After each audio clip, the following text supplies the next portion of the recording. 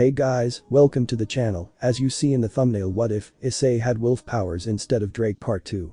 Before I start, please do support for more awesome content and subscribe my channel and like this video. Go support and follow the BLUEDOG1029 for writing that awesome fanfic, and also make sure to comment on this story, link in the description. Let's start this video. Issei yawns as an obnoxious alarm clock wakes him up for school. No, don't leave, I'm still tired, Roswa said, still half asleep. Sorry, I got school, and aren't you the one that would kill me if I were late? Issei said, putting a shirt on. Yeah, just don't stay out late again, or at least tell me if you are. Roswa said while going back to sleep. Yeah, I know, I don't want you worrying about little old me now, do we? Issei said mockingly while leaving the room. Issei then walked downstairs and made himself some breakfast, then left. So Skoll, do you think the devils know about me? Issei asked Skoll. Most likely, or at least got suspicious of you.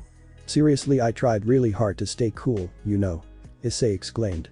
Well, you suck at it, that's for sure. Maybe if somebody trained me better that wouldn't have happened, Issei said under his breath. What was that? Oh, nothing, just talking to myself. Issei said sarcastically. Thankfully, before the wolf could say anything else, Issei heard a familiar voice call out for him. Hey Issei. Kiba yelled while walking faster to catch up with him. Yo Kiba, what's up? Issei said. Nothing much, just wondering if you're ready for your second day of school. Kiba said.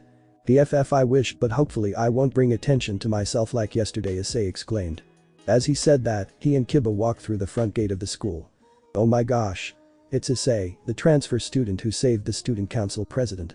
A random student yelled. Issei's walking with Kiba.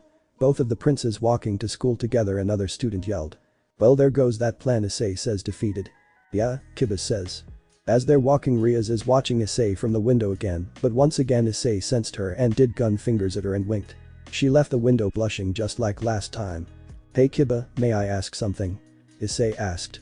Sure, what is it? Kiba said. Why were the girls from your club following us yesterday while you were showing me around town? Issei asked. Kiba was caught off guard by this and immediately tried thinking of excuses. Well, what do you mean? Kiba asked, a little suspicious. Oh, it was pretty easy to see that they're pretty bad at hiding. Issei tried to say he saw them with only human instincts. Oh, they were probably trying to see what kind of person you were. There was a lot of stuff that made you famous yesterday. Kiba said, trying to play it off. Alright, that's all I wanted to know. But next time tell them to join us, the more the merrier, right? Issei answered. Yeah, the more the merrier, Kiba said, happy he got out of that, but still a little suspicious. It seems I was right, they have started getting suspicious. So what are you going to do? I think I'm going to play a little game with them before I tell them who I am. Issei said in his mind. Seems you also got my conniving personality. Yep, now how am I going to do this? Issei thought to himself while walking to class. With Riaz. What do you mean you couldn't find a thing on him? Riaz exclaimed. It's true, nothing but his name and birthdate, Sona said calmly. How can this be? Me and my peerage even followed him when he was out with Kiba, but nothing out of the ordinary, Riaz said defeated. You followed him, you know you aren't supposed to do that. But still, I can't blame you too much, he's a suspicious fellow. Sona said. Yeah, I think I'm going to have somebody fetch him later. Riaz said. Do what you must, just don't do anything rash, we don't know who or how powerful he may be. Sona said while leaving the room. Back with Issei. Issei is currently sitting in a tree eating his lunch in peace.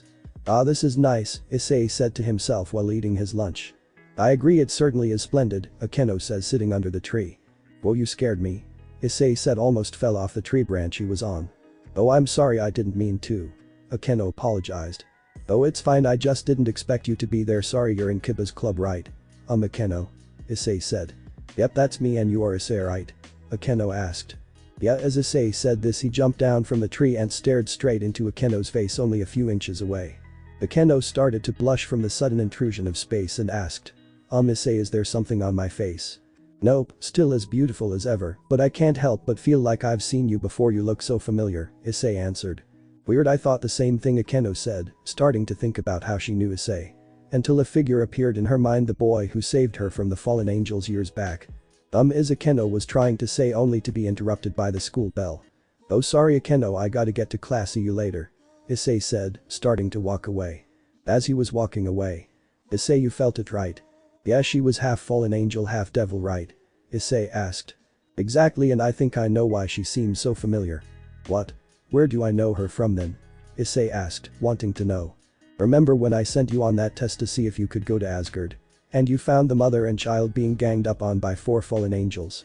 And you saved the girl, but she was gone before you finished. Seriously? Wow, what a coincidence. I wonder if she remembers me, Issei thought. After school.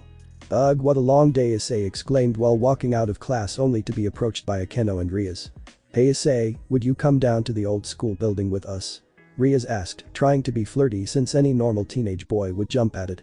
Issei smirked at this and answered. Sorry, I would love to follow 2 of the most beautiful girls there, but unfortunately I'm busy today. As he said this and walked away, Rias and Akeno blushed at the compliment but were in utter shock to notice as they never expected to be turned down so easily. Akeno gets Kiba and Kaneko, we're following him today. Rias exclaimed. Are you sure that's wise? He did see us yesterday. We don't know if he actually saw us or sensed us, Akeno said. Doesn't matter, we can take him if he tries anything.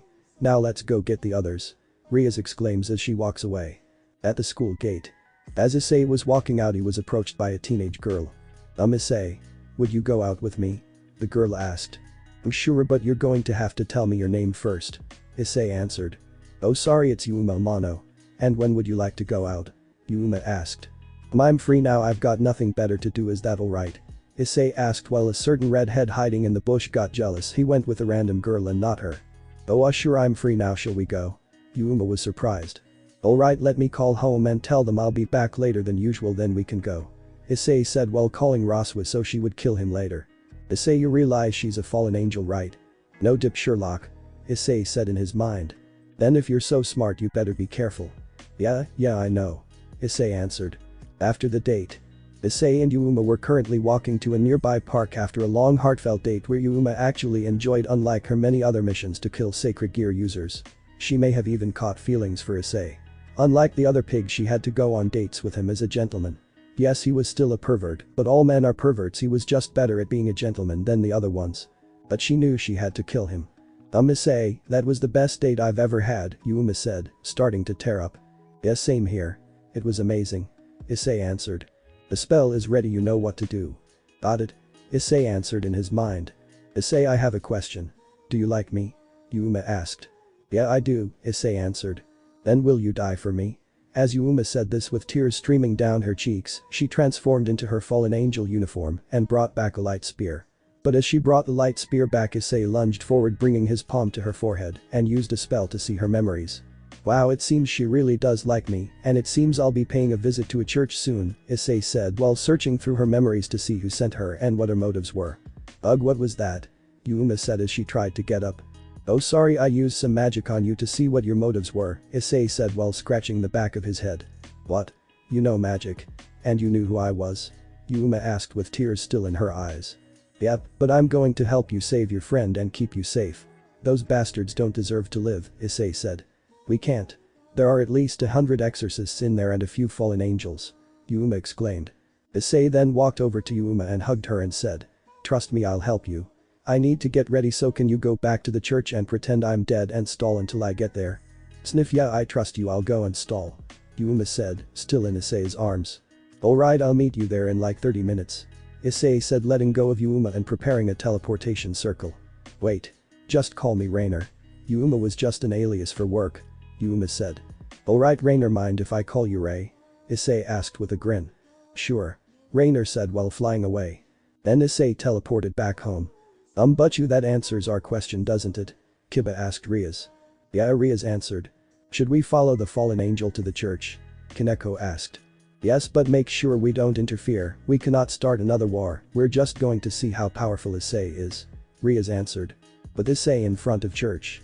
You realize now the devils know you're involved with the supernatural, right?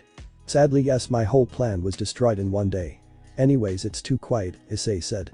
I can sense at least 100 auras inside, be careful. BFF, when am I not careful? Issei said as he blew down the front door. Issei could hear Skull Fassipum in his head and laughed. But stopped immediately when he saw inside. He grit his teeth and his aura started to surge. What he saw was Rainer and another fallen angel woman tied up to a pillar almost completely. Thankfully nobody touched them yet, but Issei didn't care if anyone did, that they deserved to die. Oh, are you the one the bitch Rainer fell for? A male fallen angel asked. Ha! The fallen slut's prince has come to save her. A white-haired exorcist exclaimed. Issei. There are too many to run. Rainer yelled. Issei then started to walk forward, not fazed by all the exorcists all around him, and got to Rainer and kneeled down. "I'm so sorry I'm late, but don't worry, I'll finish them all." Issei said this, but Rainer noticed Issei looked different, his hair changed to a black and blue, and his eyes turned blue. "Who's in charge here?" Issei asked out loud with no emotion in his voice. "That would be me." The same male fallen angel exclaimed. "Then I suggest surrender unless you want a long horrible death," Issei said with a growing dark aura. "I'd like to see you try. Get him." Before the fallen angel could finish, blue flames erupted from the floor, burning all the exorcists alive. As the angel saw this, his face paled, knowing he'd done fucked up. Through all the flames, the fallen angel could see a silhouette walking towards him. "No, please. I'm sorry, you can take them and whatever you want. Please just spare me." The fallen angel yelled, trying to back away from the approaching silhouette. "Tell me, what were you planning on doing with the girls?" Issei asked through all the screams of the exorcists. "Nothing. I just thought they betrayed me. I was just testing them. Please believe me. Spare me." The fallen angel kept yelling. "The test you make me sick. Nobody like you deserves to live." Issei yelled as he emerged from the fire. The fallen angel let out his wings once again and tried to escape. But pointless arms of fire caught him and brought him back to the ground. Issei then walked toward the fallen angel on the floor and asked. "Tell me, fallen angels take great pride in their wings, don't they?" Yes sir," the fallen angel answered. "Then you may go," Issei said, walking away. "Yes, thank you," the fallen angel said as he started to fly away.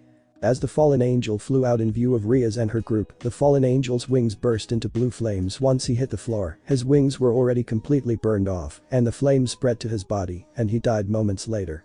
All that was left was a pile of ash. Riaz and her group were still in shock of the power Issei had, and how easily he wiped the fallen angels and exorcists out. Back with Issei. "I'm so sorry," Issei said on his knees, apologizing to Rainer and the now called Kalawiner. "It's okay. Really, you didn't need to help us at all. We did nothing but try and kill you," Kalawiner said. "Well yeah, you better be sorry. Next time I say leave and go to safety," Rainer said while hugging Issei. "Yeah, I can't make any promises, but anyways, do you guys have any place to stay?" Issei asked. No, this was our place, but now it's kind of destroyed," Rainer answered. "Alright. That settles it, so you guys can stay with me. My house is way too big for me, Roswis," Issei said. "And who's Roswis?" Rainer asked. "Oh yeah, you don't know her, she's well my personal servant," Issei said, not knowing how to call Roswis. "What's with that answer?" Rainer said, a bit jealous. "Oh nothing anyways, come on." Issei tried to change the topic and rather let Roswis explain. "Issei Haidu," Riaz yelled from the entrance of the church. "You may want to step back," Issei told Rainer and Kalawiner, in which they obeyed. "How are you affiliated with the supernatural? Are you threatening my territory?" Riaz yelled. "Can't I explain tomorrow at school? I'm tired and need a shower," Issei said, not really caring for them. "If you will not come, we will take you by force." "Kiba, Kaneko," Akeno sees him. Riaz yelled and Kiba and Kaneko rushed forward, but Akeno didn't move. She was in shock and finally realized who Issei was. "Sorry Issei. But if you won't come peacefully, you're an enemy. Don't take this personally," Kiba yelled. Before they reached Issei let out his power, making everyone drop to their knees, and in a split second, Kiba's sword was destroyed, Kaneko was launched into a nearby wall, and Issei was behind Riaz with a finger on her neck. "If I were a threat, I would have killed you by now," and with that Issei left the church and signaled for Rainer and Kalawiner to follow. Riaz and her peerage sat there in shock. They have never been beaten so easily and quickly by anything before. Let alone one man. "Akeno. Why didn't you attack? We could have beaten him that way," Riaz yelled, even though she knew Issei could have beaten them just as easily. But Akeno sat there in silence. "Akeno. What happened, are you okay?" Riaz asked, now worried seeing the expression on Akeno's face. "He's the one who saved me from the fallen angels. Those years ago I didn't know for sure, but now since I've seen his power I know for sure," Akeno said, still in shock.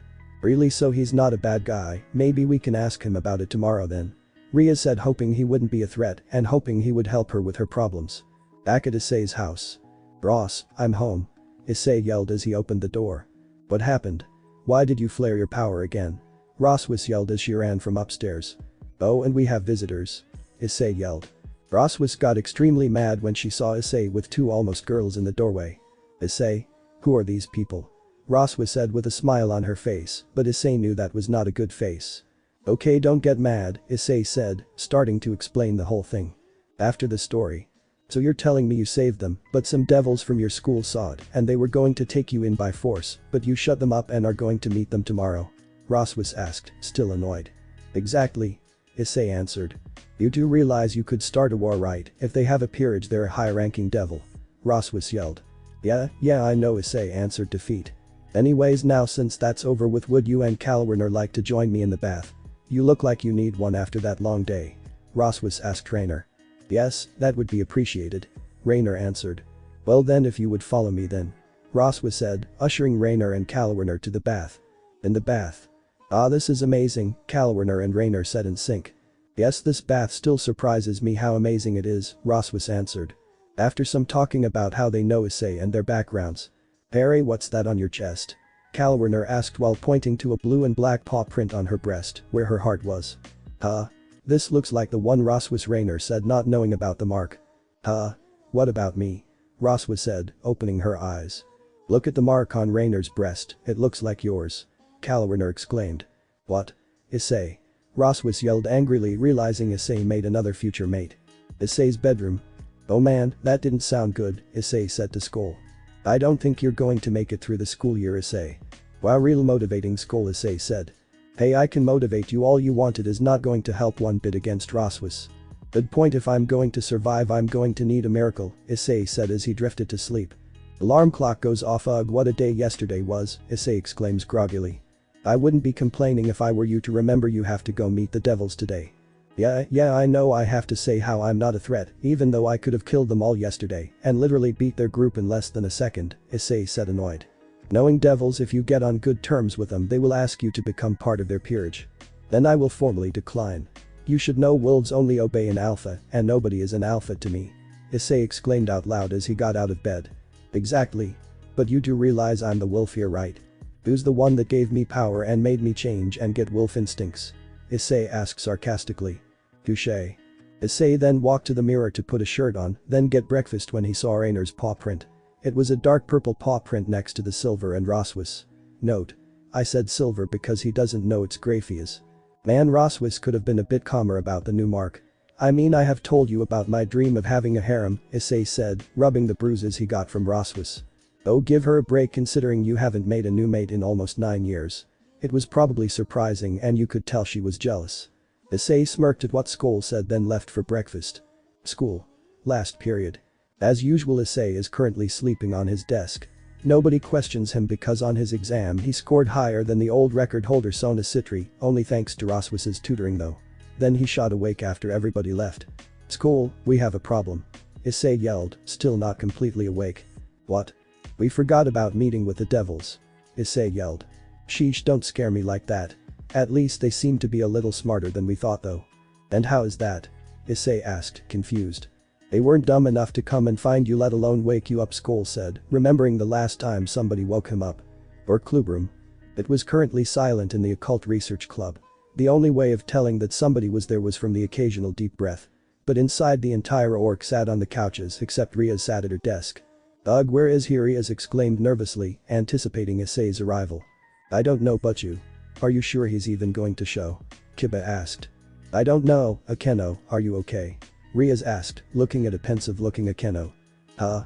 Yeah, I'm fine, don't worry about me, Akeno said, still deep in thought. When she finished, a blue and black magic circle with a wolf hat appeared in the middle of the floor. Everyone got on guard expecting an intruder, but all put down their weapons when they saw it was Issei, knowing even if they did rush him, they would just lose again. Dang, why does everyone look so tired and worried? Issei said, thinking his little show yesterday showed them he wasn't a threat. Sorry, we couldn't exactly stay calm considering you beat us so badly yesterday. That was the first time that has happened before, let alone by a single man, Riaz said, ushering for Issei to take a seat. Anyways, Akeno brought our guests some tea. Riaz said to Akeno, who was staring straight at Issei. Yes, Riaz, I'll be right back, Akeno said. Okay, now to the questions. I'm not good at stories, so just ask me any question, and if I need to tell you I will. Issei declared. Alright then, the first question will be. Did you happen to save a girl from fallen angels at a shrine 9 years ago? Riaz got straight into questions. And did she finally realize? Issei asked. So that's a yes then, and yes, when we saw you at the church yesterday, she realized it was you, Riaz answered. I see, but that wasn't really me, Issei answered. What do you mean wasn't really you? Riaz was intrigued by Issei. Well, I was about to leave because I wasn't strong enough to defeat them all, but before I left I saw the woman who I think was her mother killed. That sparked something, and I lost control and killed the fallen angels, Issei said. I see what Rias said. Akeno then walked in with the tea and told Issei. Issei, I want to thank you for saving me all those years ago. Akeno exclaimed while bowing. Oh no, didn't you hear me? I was going to leave until I saw your mother killed. I don't deserve your thanks. I did it subconsciously. Issei exclaimed, waving his hands back and forth. But you saved me. And doesn't that mean you wanted to save me subconsciously? Akeno said. Well yeah, boo. Issei was then cut off by Akeno again. No, but I'm trying to thank you and it is rude not to accept somebody's thank you. Akeno exclaimed again. I know, but ugh, fine, Issei said, defeated. The mood then got much brighter seeing how Issei was still kind and humble and how Akeno brightened up. Alright, now since we have that over with, I would like to ask you, why are you in my territory? Rias asked. The person who raised me up till now wanted me to go to school and a friend of his recommended this place. Issei told the group. And may I ask who the person is? Rias asked. No, unfortunately he told me not to go telling people who he is. Issei answered truthfully. Oh, I guess that's fine since you've already established you're not a threat. Rias said. Alright, anything else you want to know? Issei asked. Oh yes, another thing, how do you know magic? And why does Kaneko sense something else in you? Rias asked. That's a hard one. Well, I died when I was 7 and my sacred gear revived me by giving me his power, so I'm not really 100% human anymore, Issei answered. The sacred gear reviving its own host, that's almost unheard of. May I see this sacred gear? Rias exclaimed. Sure, but I haven't used this form in a while, so I may be a bit rusty. As Issei said this, a blue and black clawed gauntlet appeared on his arm all the way to his shoulder. I can change its form to anything I want also. Issei said, changing it into swords, axes and other weapons. Well, wait, if it's this powerful, how come it's not in any history books? Rias asked. Because I'm his first host, the being inside this sacred gear goes by the name of Skull and takes the form of a wolf. He said he got bored of the world and wanted to see it from a human's perspective, so he sealed himself into the sacred gear. But since he sealed himself into the sacred gear, he still has most of his power, unlike the heavenly dragons who were killed and sealed into sacred gears. Issei said. You can't mean that the Skull is sealed into your sacred gear. I've heard the stories about him. He was a being that could rival the biblical god, but he went missing after he went on a month-long slaughter of anything evil, and to this day nobody knows why he did it, Rias said, worried. The very one, but don't worry, he's not as evil as the stories make him out to be. Issei said. Then explain to me why he would go slaughtering countless people for no reason. Rias asked. There is a reason, he just refuses to tell me until I'm ready. And you people leave out some very important details. He killed countless of evil people. Not innocent people, evil people. Issei said. That's enough. I do not need you defending my wrongdoings, Issei. I admit what I did was stupid and wrong, because they weren't the cause of my anger, but not for 1 minute do I regret it. You can fear me all you want, but now I follow Issei. I've given him my power, and I only want to see what he does in this world. As Skull said this, the room went silent once again. Skull, Issei said quietly. I see, I am sorry for offending you, it's just the stories all make you out as a horrible being, Rias said. It is fine, I don't blame them, I went too far. Alright, back to questions, somebody is waiting for me at home. Issei said cheerfully, trying to lighten the mood again. Yes, I'm sorry, I was sidetracked. Now back to the questions. Were you at the Kuo cemetery a few days ago? Rias asked again. Ah, so that was you guys watching me then. Yes, I was there visiting my parents' grave, Issei said, downcast. I see, so then why did you destroy that grave? Rias asked. Isn't it obvious? I didn't need it. Issei said. Rias was surprised at Issei's answer, then said. Didn't need it. But it was your grave, don't you want next to your parents' graves? Even if you weren't dead, it still seems kind of, I don't know, nice to be next to them maybe. What? No, I'm not dead, so why would I let my grave be there? I'm not dying anytime soon, so Issei said, like it was nothing out of the ordinary. Ah, I see, Rias said. Now Rias, isn't there something you want to ask Issei? The big thing you needed to talk to him about. Akeno said, nudging Rias. Ah yes, Issei, would you like to join my peerage? You would gain devil powers and you could go up in the ranks later on and get a peerage of your own if you wish. Rias said, wishing in her mind he would agree. Ah, I hoped it wouldn't come to this. I'm sorry, Rias, but I must formally decline. You seem like a nice girl and all, and probably an amazing leader, but I don't want to be owned. I wish to be free and do things on my own accord. If I'm going to be in a group, I'd rather be the alpha, Issei said. Oh, I see, that's a shame. You would have helped a lot. Would you at least join the occult research club? Rias said in a last attempt to get Issei closer. If there's no contract and I don't have to become a devil, then I may as well. Issei said, making the mood brighten once again. Alright then, it's settled. Issei, hi, do I welcome you to the Occult Research Club. Riaz exclaimed cheerfully. Well, thank you for having me. But just so you know, I've never been fond of titles, so I'm not going to be calling you Butchu anytime soon. Issei told Riaz. That is fine. After what you told me, I don't expect you to. Riaz said, fine with it. Oh, and Kiba. Issei said. Yes, Issei. Kiba jumped as he heard his name being called. We can still be friends, right? I noticed you were keeping your distance after you learned about me. I hope this doesn't affect our friendship, Issei said sincerely. Oh, I'm sorry, I was just worried you wouldn't like me hanging around. If we can, would you like to restart? Kiba offered. Sure. Issei exclaimed. And so Issei left for home happily. Everything went well. Kiba and Issei are still friends. Akeno learned of her hero from many years back. Riaz wasn't super happy since he didn't join her peerage, but was happy enough since he joined the Occult Research Club. The next morning. That was a successful day yesterday. Issei exclaimed, stretching. Issei was getting out of bed until he felt something under the covers of his blanket. What's this? Issei asked out loud while poking the mysterious thing. As he kept poking it, he heard a slight moan and flew backwards, getting surprised by it. Whoa, did whatever that is just moaning, Issei exclaimed. I believe so. It's probably just Ra sneaking into my bed actually, Issei said while walking to see if it was. As Issei lifted the covers, half expecting Roswis to be there, he saw Riaz under his blankets and flew back once again with enough force to break the wall. Whoa, that's not Roswis. Why is Riaz here? I don't know her like that. Issei said, starting to yell to himself. Huh? You're up, Issei. Good morning, Riaz exclaimed while rubbing her eyes. Good morning. Why are you in my bed? Issei asked while getting flustered. Oh, about that, I couldn't sleep, so I thought I could try using my new club member as a body pillow. Riaz said it was nothing. What? Shouldn't you at least ask first? And why are you? Issei asked while half covering his eyes. Oh, I always sleep. I can't sleep if I'm not, and I didn't ask because I didn't think you would mind. I mean, think about it, any normal teenage boy would jump at the chance to wake up next to a beautiful girl. Riaz said the last part with a seductive voice. Okay, I admit I don't mind, but ask me first next time. I nearly had a heart attack, but please put some clothes on. Issei said. Fine, Riaz said, defeated. As soon as Riaz started putting her clothes on, they heard somebody knock on the door. Ice? Who are you talking to? Are you alright? Roswis asked through the door. Issei's face paled, knowing he would have hell to deal with if he didn't handle this perfectly. Yes, I'm fine, just give me a minute. Issei yelled back, but Roswis didn't buy it. As she opened the door, she saw Riaz, who she didn't know who she was, and Issei in his boxers only. Issei, Roswis said. Issei got worried seeing the face she had. Wait, Roswis, let me explain. Issei yelled, trying to get her attention. She isn't even your mate. Roswis yelled while running down the hall. Mate? Riaz said, not knowing what just happened. I'll explain once I get a hold of Roswis, Issei said while going to get Roswis. After the explanation. Okay, so let me get this straight, since you got Skull's power, you also got his marking technique thing.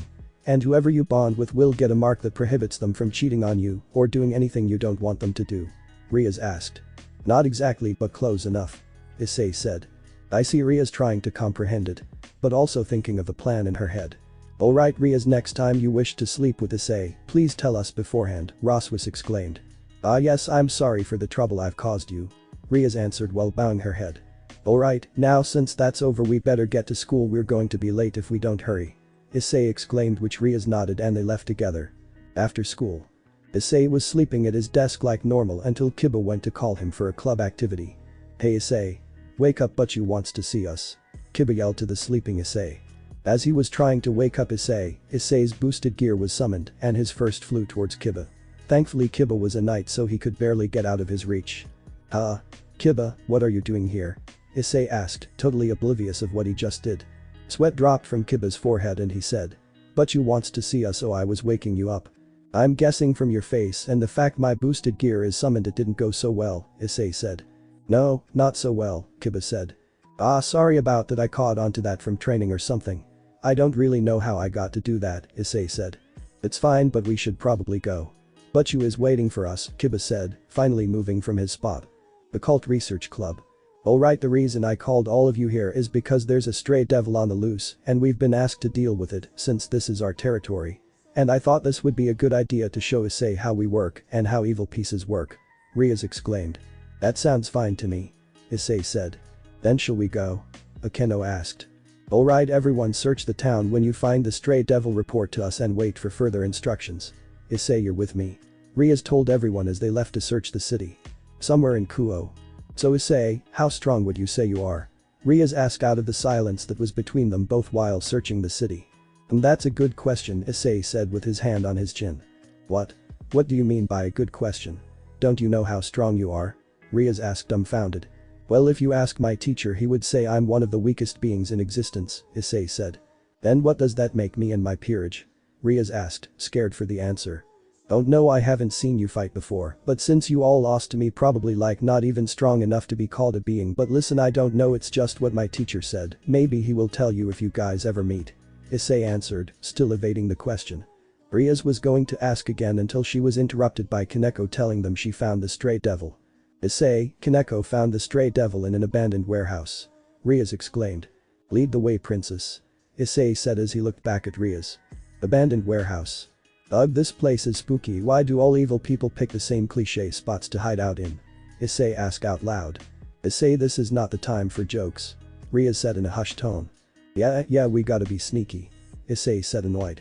It looks like you're already fighting like a couple. Akeno said. Akeno? Rias yelled, alerting the stray devil of their presence. Yeah, tell the one who said one joke, one. To shut up and then go yelling after you get teased once. Issei exclaimed while standing up in full view of the stray devil. Issei was about to fight the stray devil until Rias stood in front of him and said. Issei, let us handle this. We can show you how we fight and I'll explain a few things to you. Alright, just don't hurt yourself, Issei said while sitting down on a crate. As I think you know by now, a devil's peerage is made up of what we call evil pieces. They are represented by a chessboard. As you may have caught on, Kiba is a knight which is specially used for speed. Rias said as Kiba rushed forward, slashing the stray devil with his sword. And Kaneko is a rook whose specialty is strength. Rias says as Kaneko picks up a metal beam and swinging it at the stray devil. And last but certainly not least is Akeno, my queen, which has the properties of all the evil pieces. Rias says while Akeno goes into her sadist mode and electrocutes the stray devil over and over until it is unable to move.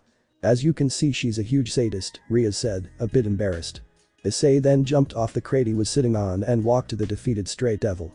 That was pretty good, I gotta admit. You all know each other's strengths and weaknesses and have good timing with attacks. But now since you beat the stray devil, what's your role, Rias? Issei asked, impressed and wondering what Rias' role is. Rias was caught off guard by his question, but quickly got composed and answered. I am the king. I didn't fight because I felt like they could handle it, which they did perfectly, as you can see. As Kiba specializes in sword fighting, Kaneko in hand-to-hand combat, and Akeno in elemental magic, I specialize in the power of destruction that is passed down from the Baal. Rias stated with pride in her voice as she summoned the orb of destruction and vaporized the stray devil. But she was quickly caught off guard as she saw Issei's straight face go straight to a cringe. Did I do something, Issei? Are you not impressed? Rias asked, clearly confused. It's just that you take so much pride in your power of destruction, Issei said, still cringing. Note. Issei was told about the power of destruction the Baal had and told it was a replica, never as pure and powerful as the true power of destruction he has from Skull's power. What do you mean your power of destruction? Rias asked, clearly offended. Rias was about to say something else but was quickly shut up as Issei summoned the true power of destruction. Everyone quickly widened their eyes, surprised that Issei summoned the power of destruction. But it felt more powerful and destructive. Impossible. That looks just like the power of destruction, just different. It's not the normal color, it's blue instead of red. Rias exclaimed, trying to figure out how Issei had it. Surprised. Do you feel the difference between yours and mine? Mine is the true power of destruction, yours is simply a replica, Issei answered, clearly confusing everyone even more. What do you mean? Rias demanded. Whoa, calm down, Rias, I'll explain if you let me. Issei exclaimed, shutting up Rias once more. Let me ask you this. Have you ever thought of who taught you ancestors how to use the power of destruction? It is way too powerful of a magic for some random devils to just invent. Issei said. What do you mean some random devils? And that still doesn't explain why you have it. Rias exclaimed, getting more irritated. I'm getting to that if you let me explain. Sheesh, you demand answers and don't let me give them anyways. The one who taught you ancestors is none other than the skull you all make out as an evil deity. And the reason I can use it is well this. Issei said as he pointed to his now summoned sacred gear. Rias then fell to her knees, shocked from the new revelation that was just unveiled. Everything she was told in her life about the great Baal who created the power of destruction was false, where they simply taught a mere replica. She finally had enough and told everyone that was all for the night, and everyone went their separate ways. As Issei was walking home, he realized Roswis gave him a grocery list of some things she needed from the store, so he went to get them on the way home. 2 hours later. Issei's home. "I'm back," Issei yelled from the front door. "Welcome back. We're in the living room," Roswis yelled from across the house. As Issei walked into the living room, he started to say man, so the line at the grocery store was H, but was quickly cut off as he saw Riaz and Akeno on the couch across from Roswis, Rainer, and Kalwerner. "Well, what are you two doing here?" Issei asked, clearly surprised. "Oh, I'm moving in since you clearly aren't telling us everything, so I thought moving in with you, I would learn more about you," Riaz exclaimed while smiling brightly, which made Issei blush. Issei then pinched the bridge of his nose, then said, "Ugh, you should at least tell me in advance next time, okay? That explains you. Why are you here, Akeno?" Am I not welcome?" Akeno said with a clearly fake sad face. "No, that's not what I mean, just what's your reason for moving in?" Issei asked, clearly defeated. "I lived with Riaz before this, and it would be lonely living by myself. Also, I can't let Riaz get our cute junior all to herself, can I?" Akeno said with her sadistic smile, which made Issei blush again. "Alright, fair enough, and you're fine with this?" Issei asked Roswis. "It's not my house and I knew this day would come that I would have to share you with others," Roswis said, totally fine with the idea. "Then it's settled," Riaz exclaimed as she clapped her hands together. "Ugh, fine, do what you want. I'm going to sleep. I'll see you all tomorrow," Issei yelled as he went to his bedroom. The next morning. Issei finally woke up from his slumber with an unfamiliar weight on him. What's this?" Issei asked as he looked down. His eyes widened as he saw Roswis, Riaz, Akeno, and Rainer all sleeping in his bed and on top of him. "Looks like you finally have people fighting over you. This is going to suck," Issei said with a perverted grin. "You will get used to it, trust me, soon enough you won't be able to sleep without them. I hope I don't suffocate one of these days before that," Issei said. "If you do, I'm sure somebody will be sure to revive you again." "Yeah, I'm sure, but I'm pretty sure I'm going to need a bigger house," Issei said as he gave up trying to get out of the girl's grip and went back to sleep. Surziches?" the servant asked, confused. "Yes," Surziches asked back. "Aren't you surprised? I mean, somebody basically just called your power a fake, shouldn't you be, I don't know, offended?" the servant asked again, clearly confused. "No, because sadly it is true," Surziches said quietly. "Now I have to call somebody, so if you would," Surziches said as he gestured for the shocked servant to leave. The Surziches then dialed somebody on the phone and they picked up. "Hello? Auden, are you there?" With Issei. Issei's phone goes off, signaling somebody calling him. "Auden. Wonder what he wants. He hasn't called me the entire time I've been here," Issei said out loud while on his way to school. Note. Riaz and Akeno left early because they had work. "Knowing you, you probably forgot about something important." Yeah, whatever. "Hello? Gramps, you there?" Issei asked over the phone. "Issei. Are you stupid?" Auden yells. "Ow. What did I do?" Issei asked while holding the phone as far away as possible. "I can't even help you anymore. You're not exactly in Asgard. How do you expect to stay under the radar now?" Auden yells, confusing Issei even more. Wait, what? Explain from the beginning, please." Issei finally yelled while pedestrians walking by stared at him weirdly. "Ugh, I thought you would have known by now. Surziches just called me and told me there are rumors going around in the underworld about somebody who wields the true power of destruction and a certain clan is interested in you. I told Surziches to not tell your whereabouts, but that will only help you for so long. And you better tell whoever you told to keep quiet." Auden yells. "Ugh. This is going to be a pain. I'm going to need to have a talk with Riaz anyway." "Auden, I'm at school. Is that all you wanted to talk to me about?" Issei asks as he enters the school gate. "Yes, that's all, but I heard from Roswis you have a few girls living with you already," Auden says. "You know what?" Issei said while smirking. "Anyway, I gotta go. Bye," Issei said. "I don't get too many girls," Auden says while hanging up. "Ugh, I better go talk to Riaz after school," Issei said as he walked to his classroom. After school. As Issei is walking to the orc, he senses unknown auras other than his friends in the orc. "I wonder who they are," Issei said as he cloaked his own presence and went into stealth mode. He noticed one of them was Sona, the student council president, but he didn't know the others. He then snuck into the room, not catching anyone's attention, not even Kaneko's.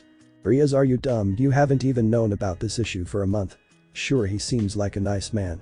He even called me beautiful and saved me," but Sona said while sitting on the other side of Riaz on the couches and getting quieter and starting to blush by the end of it. "I know, but he had so many chances to kill us if he wished. If he ends up being a threat, I will take all responsibility. But I sense no ill will towards us, and even at the cemetery where we found out about him, we felt no hatred or anger coming from him. Riaz said. And how are you going to take responsibility if you're dead? Sona said, which shocked Riaz. I will not die. And he's even the one to save Akeno all those years ago. Tell me, would somebody evil save somebody like that? Riaz asked, which left Sona without any rebukes. Now, ladies, no need to fight over me. Issei said sarcastically while sitting on Ria's chair behind her desk with his feet on her desk. And Sona's entire peerage got in battle positions. What? Wait, Issei, when did you get in here? Riaz asked after she got startled. Well, I snuck in because I felt some auras I didn't know about. And Sona, I can assure you I am not a threat, which I doubt your belief, unless I prove it somehow. Oh wait, I already did. Issei said. What? And how did you prove that? Sona asked. Really, you seriously just said it right before I called you beautiful. Remember? The bus crash. I jumped and got you out of the way. Issei said impatiently. Well yeah, but Sona said as she started blushing again. Exactly. Issei said while clapping. Anyways, I still don't trust you 100%, but I guess I owe you an apology for offending you, and I guess this is a good time to introduce every one of my peerage, as you already know Ria's and hers. Sona said while bowing. It's fine, I don't need an apology, but yes, if you would introduce me to your peerage, that would be much appreciated, so I know who knows about the supernatural in Kuo. Issei said. Alright, well, this here is my queen Tsubaki Shinra. Sona said as she pointed to a girl with long black hair and glasses. Hello Issei, as Sona said, I'm Tsubaki. Nice to meet you. Now called Tsubaki. As Sona was about to introduce another girl, a tan-haired boy interrupted and introduced himself to Issei. Nice to meet you, Issei. My name is Genshiro Saji. You can call me Saji. The now called Saji said with a condescending smirk on his face. Which Issei didn't like at all, since he doesn't like people who aren't better than him saying they are. Nice to meet you, Saji. Issei said while extending his hand to shake Saji's. By the way, I took 4 evil pieces. And if you didn't know, that means I'm a big deal. Saji said as he started to squeeze harder onto Issei's hand, but Issei didn't flinch, which confused Saji. Oh, is that right? I guess that means I don't need to suppress my power when I'm near you? Issei asked as he started squeezing harder too. Nope, no need, I'll probably not be affected either way. Saji said proudly. I guess I'll just let it out for a bit. Issei said, but as he said that, Riaz and her peerage widened their eyes and braced themselves. Issei, don't. Riaz yelled. Don't worry, I won't let it all out. I don't want to suffocate everyone here. Issei said as he started to leak power. Immediately everyone started to breathe harder, but Saji widened his eyes knowing he couldn't beat Issei, even if he was 10 times stronger.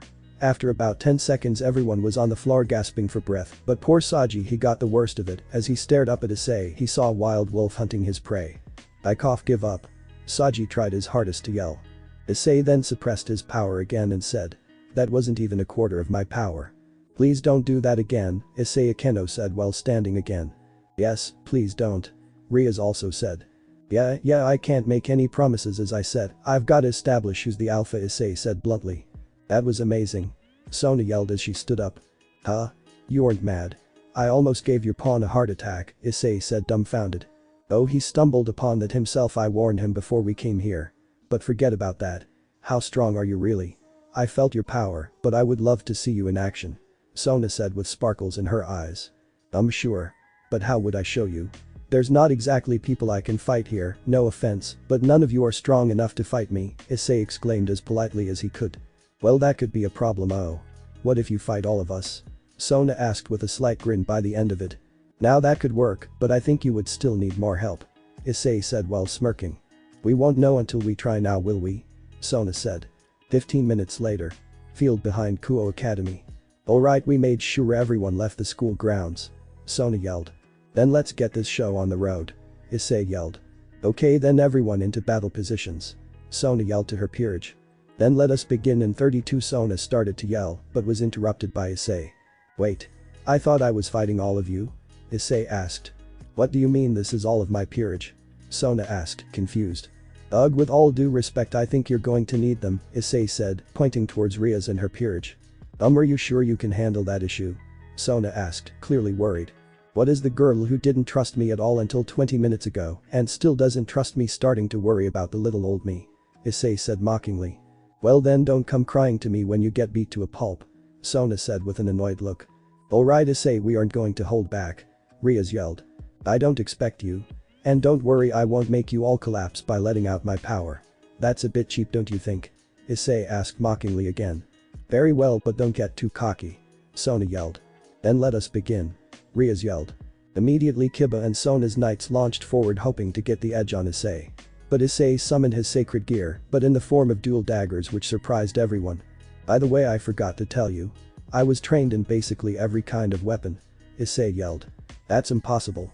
Sona and Riaz yelled at the same time, not believing what he said. Issei wasn't fighting back against the knights, but simply blocking all of their attacks. Until he saw Sona, Riaz and their queens summoning magic circles. When he saw this, he coated his daggers with the power of destruction and went for the knights' blades, destroying them all with ease. He then launched himself towards the people currently using magic, hoping to defeat them before they could send a barrage of magic attacks his way. But mid-leap Saji used his boosted gear and caught hold of Issei. He got out of it, but soon after Kaneko got in the way and sent a fist towards his chest, but Issei dodged. After he dodged, another two rooks like Kaneko jumped in. Issei was fighting with his bare hands with all three of them at once for a good minute. Until Sona, Riaz and everyone on magic duty sent their barrage onto Issei. He had to pick either blocking the magic attacks or the physical attacks. So he picked the magic attacks as he didn't know how strong of magic they might have. He blocked the countless barrages of magic consisting of power of destruction, ice, lightning, and fire. As the smoke cleared, they saw four silhouettes, one in the middle with punches and kicks connected to him. As everyone saw this, they got excited thinking they beat Issei, but quickly after they saw the scene clearly, all the rooks backed away holding either their hand or leg depending if they kicked or punched him. But Issei looked just fine. But that's impossible. He's totally unfazed. Sona yelled. No way. Even Riaz was surprised. She knew he was quick and strong, but to be able to withstand three rooks' attacks head on. That was preposterous. Huh? What? You guys look like you've seen a ghost. Issei said perfectly fine. The rooks all jumped back to regroup with everyone else once again. Come on guys. I haven't even gotten serious yet. Issei yelled. As he yelled this, they got into a formation which had the bishops, queens, and the kings in the back working on magic and the knights, rooks, and pawns in the front clearly there to stall the entire time. Really, you're willing to sacrifice your non-magic group just to work on another magic attack? Issei said, clearly not surprised. Oh, so be it, don't hold this against me. Issei yelled as he started his attack again.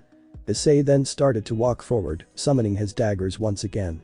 Then he started to sprint, but as soon as he set his foot down again, he was gone. For that split second everyone was confused, wondering if he ran away. But they were gravely mistaken. He appeared behind Saji and said boo. And Saji jumped as far away as he could, scared for his life. But he then saw the same thing as he did in the occult research club room. A wolf hunting his prey. In another split second Saji was launched 100 feet away. He was out cold. Issei then started toying with everybody and using his speed and keeping out of sight. Every once in a while he would appear and take out the occasional pawn. The part that scared them the most was the fact that he wasn't even trying, he was just playing with them like a pup does with his food. Issei got bored, then decided enough was enough. He stopped in front of the now backed into a corner group. Everyone stood on guard and had their swords, fists, and magic ready. Alright, I'm starting to get bored. How about we end this here? Issei yelled. And how do you suppose we do that? Sona asked worriedly for the answer. I'll stand here and you can all send your attacks. I won't move a muscle. Issei said, surprising everyone once again. Alright, but even if you're as strong as you've been, you can't stop this. Sona said and agreed with the idea. Everyone then sent their magic attacks towards Issei and hit him dead on. But before they could even see if he survived it, all of the knights and rooks bolted forward to finish the job. It was silent until the smoke cleared when they saw something that scared them all to death. All of the knights and rooks were unconscious where Issei used to be. They looked for him frantically until he said, "Looking for somebody?" Issei asked while poking Riaz and Sona on the shoulder. "What?" they said in sync. But as they turned around, he had a finger on both of their hearts. "Checkmate," Issei said. "Yes, you won," Sona said, defeat. "Now this shows I could kill all of you if I wanted, but I haven't and I don't wish to harm anyone, so I hope this clears up our trust issue," Issei told Sona. "Yes, I guess you have a point," Sona says. Issei?" Riaz asked. "Yes," Issei answered. "Are they going to be okay?" Riaz said while looking at the pile of unconscious rooks, pawns, and knights. "Of course. What do you take me for? I only hit them all in precise spots to knock them out. They should all wake up in about 15 minutes. Issei said. "Ah, I see," Riaz said, a little relieved. "Well, I'm going to head home now if that's alright with all you," Issei yelled while walking away. "See you at home, Issei," Riaz yelled. Akeno just smiled and waved. "See you tomorrow, Issei," Sona also yelled. Issei didn't turn around or anything, just waved his hand and walked away. Just outside of Kuo Academy. "Hey school, do you think that made me look cool?" Issei asked while talking about him walking away dramatically. "Are you serious? That's why you walked away like that?" "Of course. I've gotta look cool for people." Issei yelled out loud. "Ugh, I'll never get you." "Hey, admit it, you may never get me, but you get me the most." "Whatever that means, sure." At Issei's house. "I'm back." Issei yelled while taking his shoes off at the front door. "We're in the living room." Roswis yelled. "Rias and Akeno won't be back till later, they have some devil work to do," Issei said, noticing Roswis and Rainer sitting on the couch looking at him with a pouty face. Did I do something?" Issei asked, confused. "Yes you did," Rainer said. "Ever since you met the devils and especially Rias and Akeno, you've been neglecting us and giving all the attention to them." Roswis explained. "Ah, so that's what this is all about," Issei said as he nodded in understanding. Rainer said, "Exactly." "You're jealous," Issei said while smirking. It was silent as it took a second for them to comprehend what he just said. But after that second they both blushed and slapped Issei. "Alright, fine, then what do you want me to do?" Issei asked with 2 slap marks on his cheeks. "I don't know. We didn't think that far ahead," Roswis answered, blushing again. "Ugh, then how about this, Ross, you go get some popcorn ready, Ray go get some drinks, and I'll go find some movies to watch. Meet me in my room at 5. We're having a movie night." Issei yelled as he walked to his room. A few hours later. As Rias and Akeno got home, it was pitch black. Thankfully they were devils, so they had enhanced night vision. As they made their way to Issei's room hoping to get to cuddle next to Issei, they saw Issei, Rainer, and Roswis all asleep with Issei in the middle and the other 2 on top of him. "Seems we were a bit late," Rias Akeno said, whispering. "No fair. I want to have a movie night with Issei," Rias exclaimed, noticing the movie playing and popcorn everywhere. "Maybe next time we can get him to ourselves. But I would let them be today so we can fight over him another day," Akeno said. "Oh, I guess you're right," Rias said, defeat. Rias and Akeno then got into their pajamas, which Rias was wearing, and Akeno wore a see-through nightgown. And they drifted to sleep with the others. A few days later. In the Orc Clubroom. Issei is currently walking into the Orc Clubroom. As he walked in, he noticed the Orc members and their familiars cleaning up the clubroom. So he went to the couch and sat down with a cup of tea. "Rias?" Issei asked. Rias answered, still looking at her work. "Are familiars really that big of a help?" Issei asked. "Yes, they can help us with many things," Rias said, still absorbed into her work. "Ah, I see, do you think I should get one?" Issei asked. "If you could, I would say go for it, but you're not even a devil, and even if you somehow bypassed that you would have to wait till a full moon to get there," Rias said, not looking up from her work once. "So basically if I could somehow get there and not need to be a devil for it, you would give me the thumbs up?" Issei asked for an okay. Rias didn't answer, just simply gave him a thumbs up, not expecting him to actually be able to do it. "Alright, I'll see you guys later, I'm going to go find myself a familiar," Issei said as he got into a magic circle. "What?" Rias asked as she finally looked up from her work. "He couldn't have," Akeno said. "Akeno. Inform the familiar forest. We need emergency passage immediately," Rias yelled as Akeno rushed to inform the keepers of the forest. "Familiar forest. Ah, it's been so long since we've been here, hasn't it?" Issei asked Skull. "Indeed, but it seems the magic is still as strong as usual." "Yeah, we better find a familiar master, I don't want just any run-of-the-mill familiar," Issei exclaimed as he started searching for a familiar master. After about 10 minutes of searching, he finally found somebody who looked like one. "Yo. Are you a familiar master?" Issei yelled. This scared the familiar master since he didn't expect anyone today. "Oh, and who are you?" the familiar master asked. "Issei Haidu," Issei yelled. The familiar master was trying to figure out where he heard that name before and then immediately jumped down from the tree and kneeled in front of Issei. "Forgive my rudeness, Lord Issei," the familiar master exclaimed. "Lift your head, it's fine, I didn't come here to be praised like that. I'm here because I need familiarity," Issei told the familiar master. "Oh, I see. Then it would be my pleasure to help you. But if I may, do you have any preferences?" the familiar master asked. "The strongest thing you got. But it's gotta look cool," Issei explained. "That's a bit too broad. Oh, I got an idea. What if I take you to the familiar altar?" the familiar master asked. What is the familiar altar?" Issei asked. "Oh, I nearly forgot to explain that part. Think of it this way, you go into it and surge your power, and the familiars that match your power level and want to be your familiar will come towards the altar," the familiar master explained. "I see, the sure. If that will get me a good familiar that matches me, then I'm all for it," Issei exclaimed. "Then right this way," the familiar said as he walked to the altar. After about another 10 minutes of walking they arrived at the altar. "We are here. Now if you would stand in the middle of the altar please," the familiar master said as he went into a stone room 15 feet away from the altar. Issei then walked into the altar, which was a stone circle on the floor and pillars coming up from the ground and surrounding it. "Wait, why are you in there?" Issei asked. "There's a barrier in this room that keeps your magic and everything out, so I won't get affected by it. And it also acts as a separator, so my magic doesn't mix with yours and mess up the altar," the familiar told Issei. "Okay, so I just surge all my power into this?" Issei asked while the familiar master just nodded.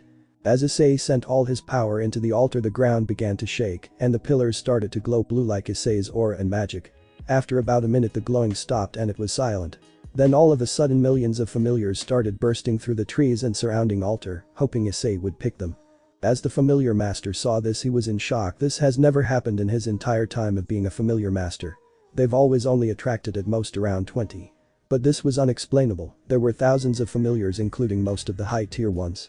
But he was quickly brought out of his thoughts as he felt large footsteps approaching the altar. After a few seconds of the footsteps getting louder and stronger, from the trees emerged a massive blue dragon.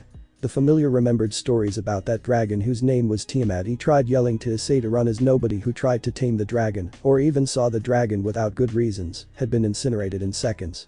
But it was all for naught. Issei was mesmerized by the beauty of the blue dragon. Most in his position would be running for their life or cowering before the beast. As Issei saw the dragon, he was mesmerized and started walking towards the dragon and muttered, "Beautiful," which shocked the dragon as most in Issei's position would be cowering before the beast or running away. And nobody has ever called the dragon beautiful, everyone has called it a monster or beast. Let's just say if a dragon could blush it would be blushing a lot. As Issei approached the dragon and looked at the scales and the dragon's face still mesmerized, the dragon asked, "You, who are you?" The dragon named Tiamat answered in a feminine voice. Issei was brought out of his stupor and answered, "Issei Hayato. Nice to meet you, Issei. I am Tiamat, one of the 5 dragons kings." Tiamat answered. "Really? That's cool," Issei said, still observing the dragon. "That's all you've got, Issei? That's cool. Really?"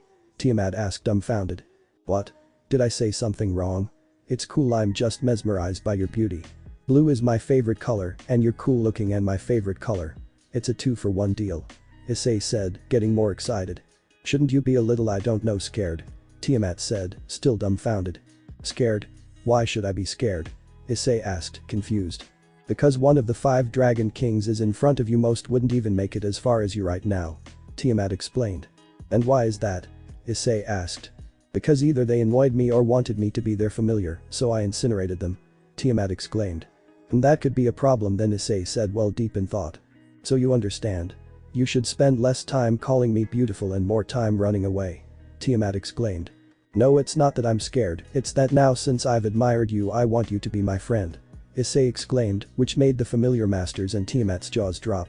"You're kidding me, and what makes you think I want to be your familiar?" Tiamat asked. "Well, if you didn't, why did you come to the pillar when I used it?" Issei asked, which caught Tiamat off guard.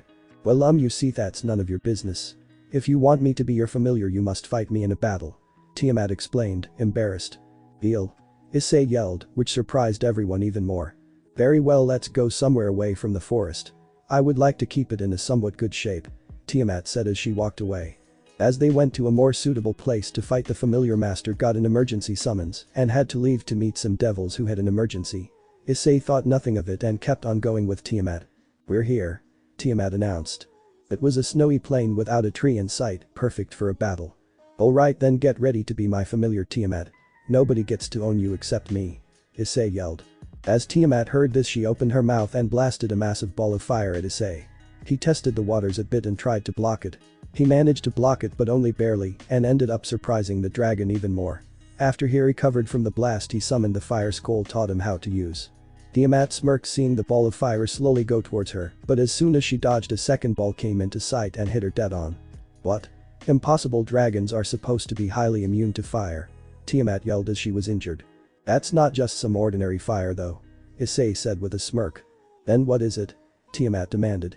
"These, my friends, the flames of purgatory. The flames that can ensnare even the greatest of beings," Issei yelled proudly.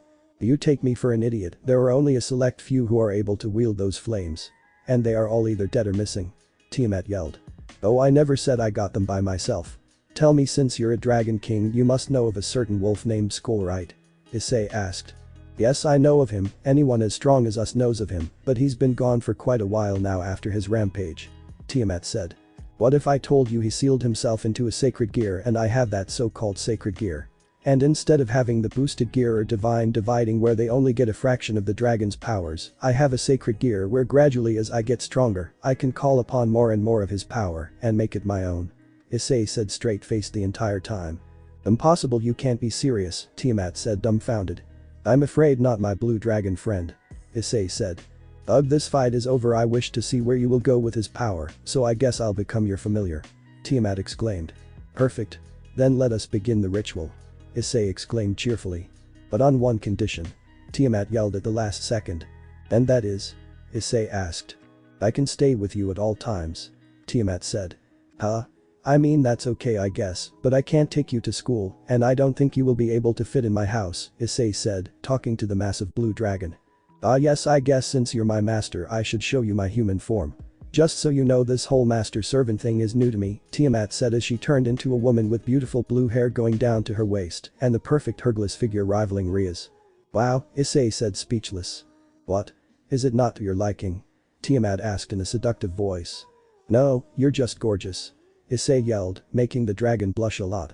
Before the Dragoness could answer, they heard a familiar voice call out frantically. Issei. Are you okay? Rhea's yelled from afar with the rest of her peerage and the familiar master close behind. Yeah. I just got familiar. Issei yelled back. Oh, thank God.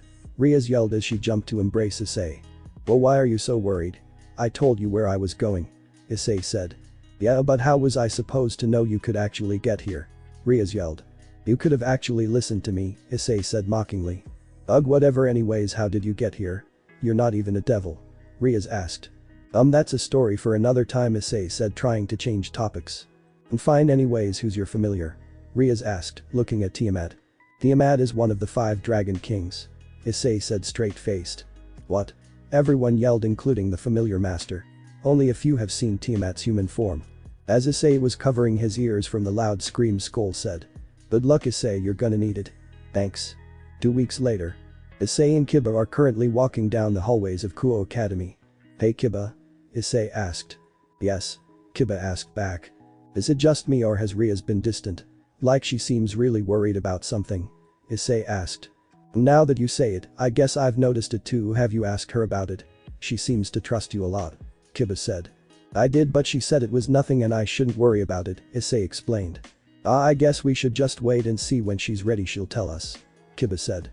I guess I just hope she doesn't keep it to herself and ends up hurting herself, Issei exclaimed. Yeah, Kiba said. Lunchtime. As Issei was walking to his favorite spot, he spotted Sona walking towards him. Hey Sona. Issei yelled down the hall. Yes, Issei.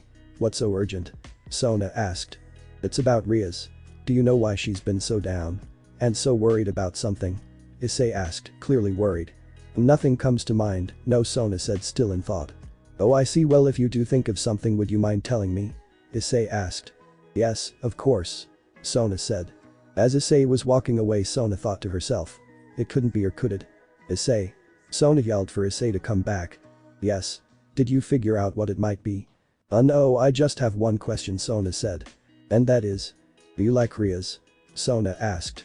Issei's face immediately turned red as he's not used to stuff like that coming from anyone but Auden. Well, what? Where did that come from? Issei asked. Just answer the question. Sona said in her usual strict tone. I mean, I don't know. I don't really think I like her yet. It's a possibility, but right now I like her as a friend. I'm sure that could change easily though. Issei said, straight-faced now. I see. Well, then I ask you this. Would you fight for her freedom? Sona asked again. At first Issei was confused by the question, but quickly composed himself and said. Obviously, I would, for you and everyone else too. Sona was a little surprised by what Issei said but quickly composed herself. I see. Well, then I wish you luck, Sona said as she walked away, leaving a confused Issei behind. I wonder what she meant by what Issei thought. Maybe it's Rhea's time of the month. What? Bad time? Horrible time? After school or clubroom? Issei was currently sleeping on the couch with manga covering his face like normal. Kiba was sitting sipping tea and reading a book. Kaneko was eating snacks. And Akeno was serving tea to Rhea's, who was sitting at her desk doing paperwork just like normal. But out of nowhere an orange magic circle appeared erupting in fire, and out came a blonde man in his 20s wearing a burgundy suit, but it was unbuttoned at the top showing his muscles. Immediately Ria's peerage got on guard, but Issei was still sleeping. As Ria saw the man, her face turned into a scowl. "Ah, the human world. It's been so long." The blonde man exclaimed. "What do you want, Riser?" Rias demanded. "Oh, why the harsh voice, my Rias? Is that really the way you should address your fiancé?" The now named Riser asked. "For the last time, I will not marry scum like you," Rias exclaimed. "I didn't ask for your opinion about Rias. Now if you don't come with me to the engagement hall, I will have to incinerate everyone in this room," Riser said as he flared his aura and made it harder to breathe. "Riser, I strongly suggest you don't do that," a new voice told Riser. As Riser turned around, he immediately controlled his power. "Ah, Grafia, it's so nice to see you here," Riser said, clearly nervous.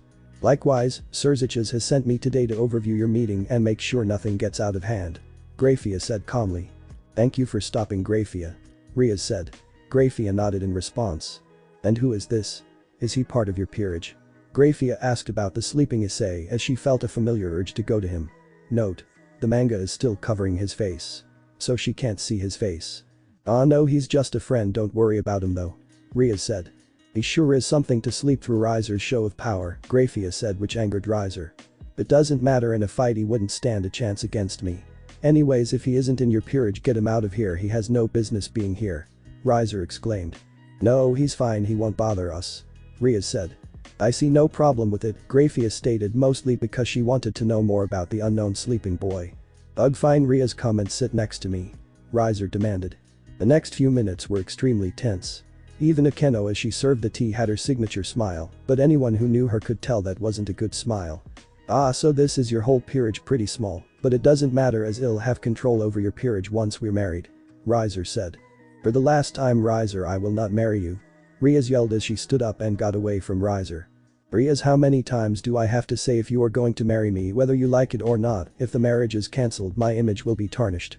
Riser started getting more and more annoyed. "Like I care about your image," Rias yelled while her crimson aura started to show. "Are you threatening me?" Riser asked sarcastically as he let his own power out. Little did they know, they were awakening a beast.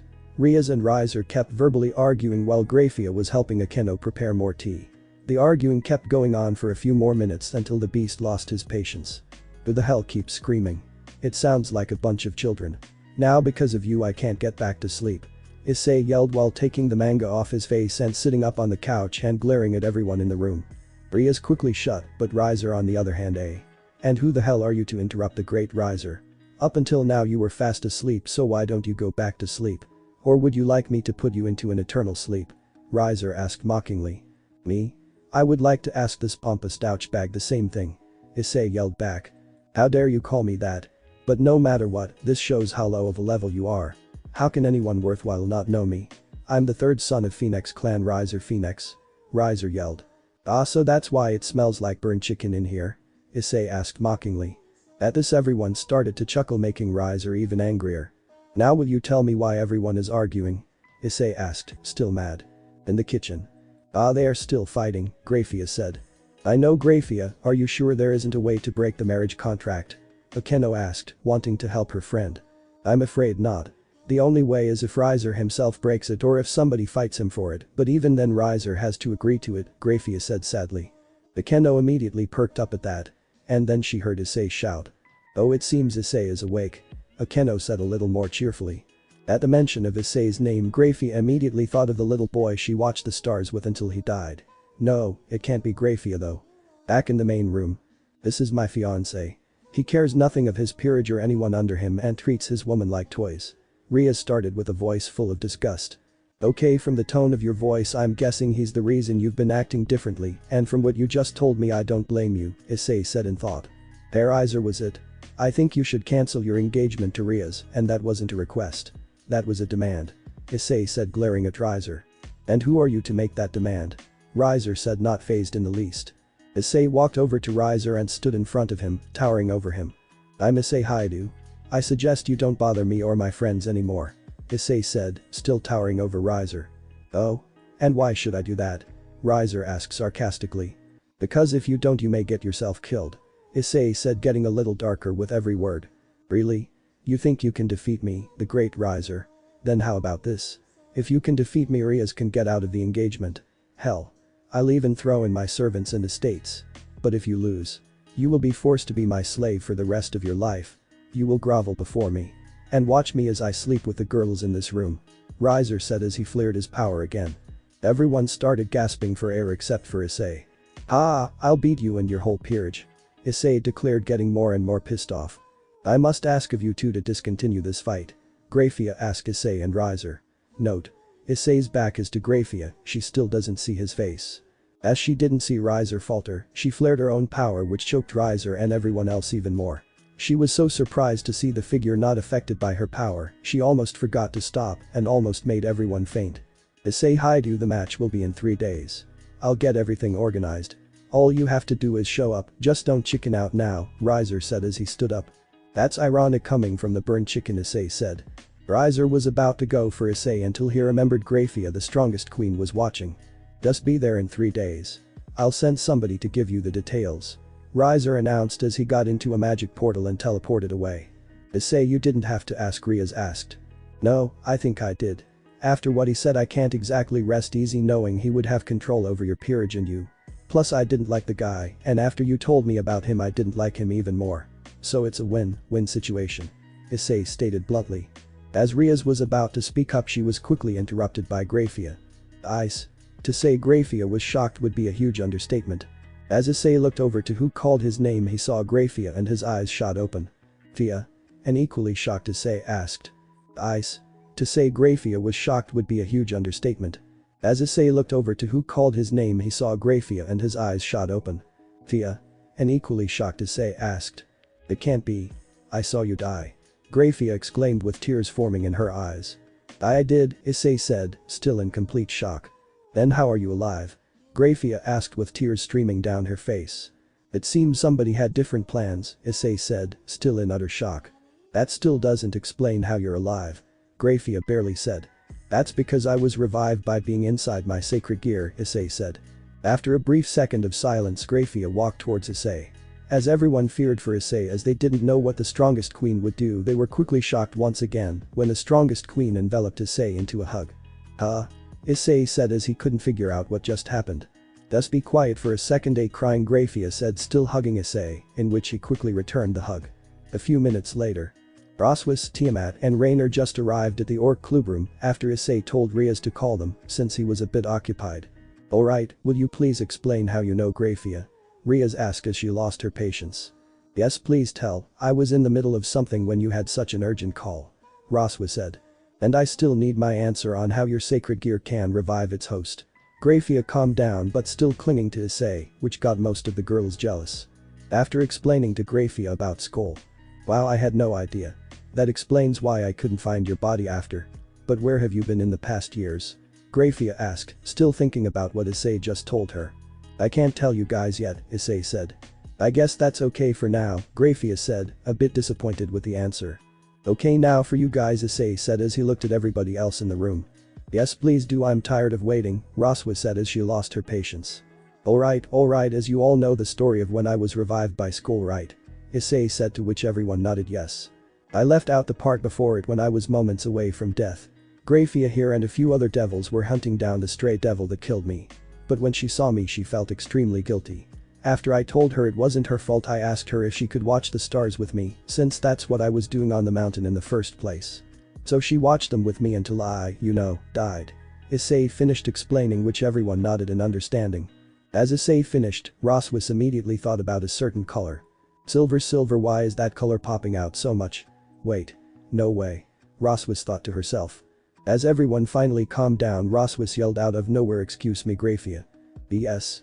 Grafia said, startled from the sudden yell. Do you happen to have a blue and black wolf print where your heart is? Roswis asked, which caused Issei to choke on his tea. Issei yelled. Just hold on, Issei. Roswis said, still looking at Grafia. Oh, how did you know that? A blushing and clearly surprised Grafia asked. When Issei heard this, his eyes shot wide open once again. You do, Issei yelled as he never expected the Grafia of all people to be the one represented by the silver mark. He had his suspicions when he thought about it long enough, but he never in a million years thought it could really happen. Ah, I thought that might have been the case after you told us how you know Issei, and the fact you have silver hair and silver eyes, basically your entire aura screams silver, Roswa said. Do you know what it means? I've had it for years now. Nobody could figure out what it is. Grafia yelled as she's wanted to know what it was for years now. Ugh, this is going to take a while, Issei said defeated. And I've got time. Grafia said. Okay, let me ask you this first, Fia. Have you ever liked anyone or had a crush on anyone after you met me? Issei asked straight-faced. What? What does that have to do with my mark? A flustered Grafia exclaimed. Just answer the question, Issei said. Well, now that I think about it, no, nobody has caught my eye yet, but what does that have to do with anything? Grafia said. Okay, now look at me, don't look away, do you feel anything? Issei asked. After about 15 seconds of looking at Issei, Grafia started to blush a lot and quickly looked away. By your reaction, I'll take that as a yes, Issei said. Basically, that mark is mine. When I bond with somebody, they get that mark. We must have bonded back when we watched the stars together, Issei explained. Okay, I got that, but that still doesn't answer what does the mark mean and where does my love life come into play? Grafia asked.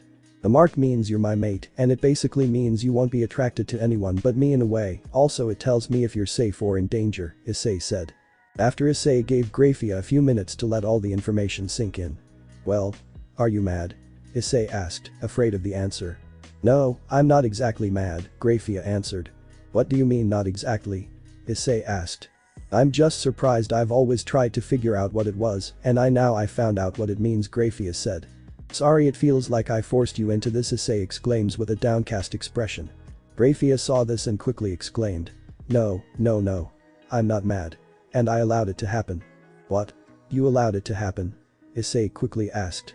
Well, think about it. For it to work, wouldn't both parties have to consent? I don't think it would work and let us keep our free will unless we both allowed it to happen. Otherwise it would be brainwashing and not an actual bond, Grafia explained her theory. I've never thought about it that way, so does that mean you're fine with it? Issei asked. Yes, Grafia whispered. Huh? I didn't quite hear you. Could you repeat that? Issei asked. I said I am. Grafia yelled with a blushing face. I see, that's a relief, Issei exclaimed with a relieved expression. Now I must be off. I must report this back to the underworld. Grafia told everyone as she got up. Alright, thank you for everything, Grafia. Ria said as Grafia nodded. Nice meeting you, Grafia. Roswa said. Right before Grafia left, she quickly went to Issei and hugged him once more. See you later, Issei. Grafia said as she teleported away. Now that we cleared that up, we have a bigger problem, Riaz told everyone. Problem? Rasuis, Tiamat and Raynor all asked in sync. Issei stiffened immediately as he almost forgot about his battle with Riser. It wasn't Riser he was scared of, it was Rasuis. Issei here agreed to a battle with my fiancé Riser Phoenix for my freedom, but Riaz said. But? The trio asked. If he loses, he will be Riser's servant for the rest of his life. What? The trio all yelled in sync once again. Issei. Are you stupid? Rasuis yelled. What if he has a trick to defeat you? Raynor yelled. Do you even know how strong he is? Tiamat yelled. Probably. I doubt he will use a trick, and no clue, Issei answered them all. But I do not regret my decision. If any of you were in the same position, I would do exactly the same thing, Issei said as he got very serious. They all got a little more of an understanding, but still weren't happy with the bet. Riaz, do you know how strong Riser is? Issei asked. He will be a formidable opponent. He hasn't lost any of his rating games since he started, Riaz exclaimed. Note. I did say he would be stronger than in canon. I see, Issei said while he looked deep in thought. Issei got up and was walking out without telling anyone anything. Issei. Where are you going? Akeno asked. The train. I won't be back until the day of the match, so don't worry about me, Issei said as he left. On the mountain near Kuo. Ah, this is nostalgic, Issei said as he inhaled the fresh air. Indeed, we haven't been back here since we left for Asgard. No time for a trip down memory lane, we've got to figure out a plan, Issei said as he laid against a tree and entered his mindscape. As he entered his mind, it was exactly the same as when he first went there when he was killed. He quickly spotted the volcano and sprinted towards it, quickly finding Skull. Alright, first things first. Do you have any knowledge on the Phoenix clan? And what are their strengths? Issei asked the large wolf in front of him. I tried to stay out of faction affairs, so I don't know anything about the Phoenix, but if they're anything like a Phoenix, it's that they will have regenerative abilities unlike anything you've ever faced. They could be called immortal. So I'm facing an immortal being. Not my first time, Issei said, still in thought. Even a god can be killed. Immortal is only a name they give the ones who don't die as easily, everything can die if you kill them correctly. So how do you kill a phoenix then? Issei asked. There are two ways, either you can break its mind by beating it to a pulp time and time again. Then the second way, which is faster, would be to totally destroy its body without letting anything remain. So those are the only ways to defeat him, Issei thought out loud. Enough talking, shouldn't you get to training? Oh yeah, I almost forgot. Issei exclaimed as he summoned training clothes. After first day of training. Ugh, that felt good, Issei exclaimed as he wiped sweat off his face. You always surprise me when you get training, always exceeding my expectations. What do you expect? Issei said, happy with being complimented. After he said that, his face paled as he remembered something very important. What's wrong, Issei? Gramps is going to kill me. I better call him and tell him about the match with me and Riser, Issei said as he called Auden. After his talk with Auden. Well, he took that better than expected, Issei said, surprised. What do you expect? He basically worships the woman's body. Anyone who tarnishes it like Riser he obviously won't like. Good point, he seemed to have a lot of faith in me, so that lets me rest a little more easily, Issei exclaimed. If I were you, I would get to sleep, you have a big day of training tomorrow. Yeah, you're right. Issei said as he found a nice spot in a tree. The next day, Issei's house. It was around noon and everyone there wasn't in the greatest of moods, considering nobody but Roswis has seen Issei with such a serious expression, and even Roswis has only seen it a few times. And worst of all, they had no idea where Issei was, he just said he would be back in time for the match. As everyone sat in the living room, a red magic circle formed, unveiling a man with shoulder-length red hair much like Ria's. Brother, what are you doing here? Ria's exclaimed. Roswis said in surprise. Ah, hello everyone. It's nice to see you all. Successor said. It's nice to see you too, Successor. Roswis said while bowing. What are you doing here? I hope you're not trying to get me to call off the match and marry Riser on my own free will. Riaz asked. Oh no, far from, I'm actually looking for Issei to thank him. I never wanted you to marry him, but my role as a Mayu didn't let me do anything about it. Successor said. I see, Riaz answered. Anyways, is Issei around? When everyone heard that, they immediately reverted back to their moping states. No, he left a train yesterday and told us not to worry about him, Roswa said. I needed to talk to him. I guess I'll go look for him then. Successor said. Wait. If you find him, could you tell us where he is? Riaz exclaimed. Successor turned around and looked at all of them and asked. Don't you trust him? Of course we do. Why would you ask something like that? Riaz yelled again. Then why are you worrying? If you keep acting like this, he would only get worried himself and wouldn't be able to focus on the task at hand. As Successor said this, all the girls felt guilty. Don't feel guilty, it shows you all care about him by worrying for him, but if I were you, I would stay positive yourselves for Issei's sake. Successor said. I guess. Well then, I must take my leave. It was nice seeing you all. Successor said as he left. Back to Issei. As Issei was training his magic to extreme lengths, the same magic circle appeared, revealing Successor. It seems you're training hard as always. Successor said. Yo Successor, what are you doing here? Issei said, not to look at the Successor for a second. You know you're still one of the only people to not address me without any formality. Successor said. I don't blame them, they're all scared of you. Issei said. And you aren't. Successor answered. I don't see the point of fearing something like that. If you live your life fearing everything, you will never truly live life to its fullest. You can't live your life without regrets if you fear things. Issei said, still training. So you aren't scared of anything? Successor asked. Oh no, don't get me wrong, I do fear some things, just I make sure I'm strong enough to make sure those things ever happen. The only way I would live with regrets is if I let those things happen. Issei said. You know what you just said contradicts what you said before, Successor said. Nah, when you get my mindset it will make perfect sense. Issei said as he stopped for a break and wiped off his sweat. Anyways, that barrier you put up was very well made, I almost couldn't sense a thing. May I ask why you went to such lengths? Successor asked. I like to train alone, when I train I do most of my thinking, and if I'm alone I don't have to worry about anything else, just me, myself, and I. But enough about me, why are you here? Issei asked. Oh yeah, I got sidetracked again. I came here for two things. One is to thank you for challenging Riser for Ria's freedom, Successor explained as he bowed in thanks. No need to thank me. I did it of my own free will. He said some things that pissed me off, and I can't let him have my friends if he's going to do those things to them. Issei said. I see, but still I must thank you, you're putting your life on the line for it. Successor said again. Yeah, whatever floats your boat. Now what was the second thing? Issei asked. Ah yes. I heard everything from Grafia. I knew your parents were killed by a stray devil, but I never knew it was from Visor. For weeks after Grafia was extremely depressed and didn't go on any missions for a while. If I knew you were the kid Grafia told us about, I would have told her about you as soon as I met you, Successor explained. Sorry about the trouble I caused, Issei said as he scratched the back of his head sheepishly. Now onto the main thing is I think you have picked up on Grafia as the queen in my peerage, and I think if she's your mate, you would probably want her around you, but she also has her duties as the Grimory's head maid, Successor said. And? Issei asked. I'm willing if you win against Riser. I'll set free Grafia from my peerage.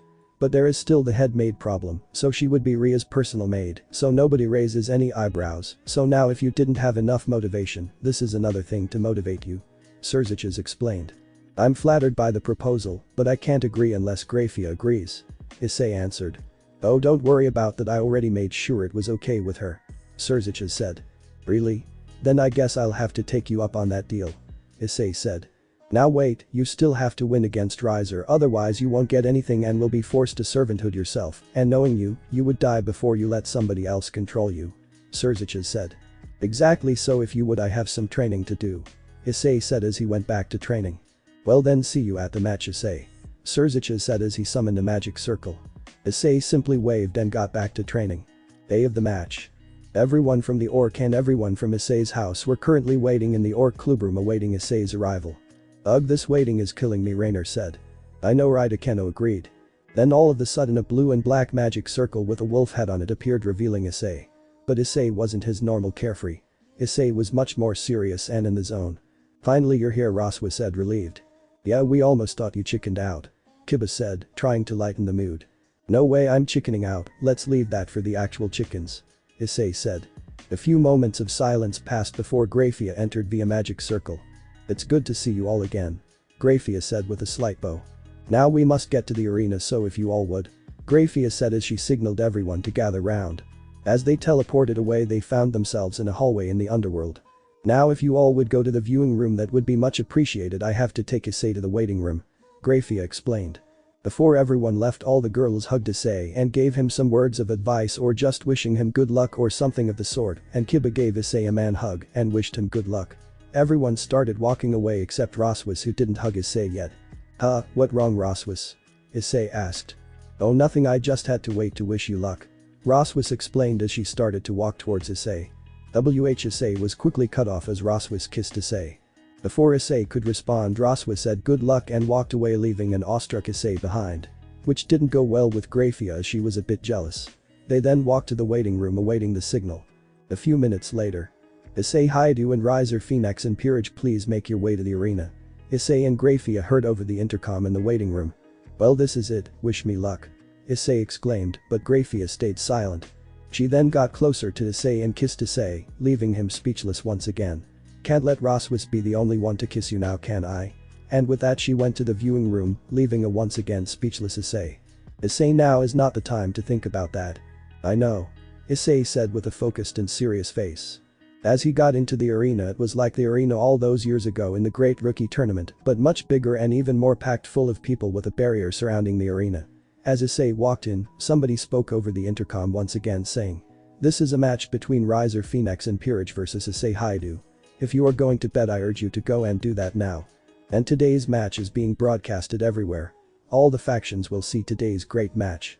Without further ado, these are the only rules. Both sides must continue to fight until either one of the sides surrenders, is unable to fight, or if the leader of a side is killed. As the speaker finished, the arena roared with anticipation. But Issei was unfazed as he was flaring and focusing on Riser and only Riser. Issei Haidu? I urge you to surrender. I've lost interest in making you my servant. If you don't surrender, I'm going for the kill. Riser yelled across the arena. But Issei didn't surrender and didn't answer, just stood there focusing on the task at hand, defeating Riser. Then over the intercom again the speaker announced the battle would begin in 10 seconds. The match will now begin in 10 seconds. 10,987,654,321, fight. In the VIP room. Auden. It's nice to see you again. Successor exclaims as he sees Auden enter the room. It's nice to see you too, Successor. But it seems Issei has forced his way into your family matters. I must apologize for what Auden says while bowing his head.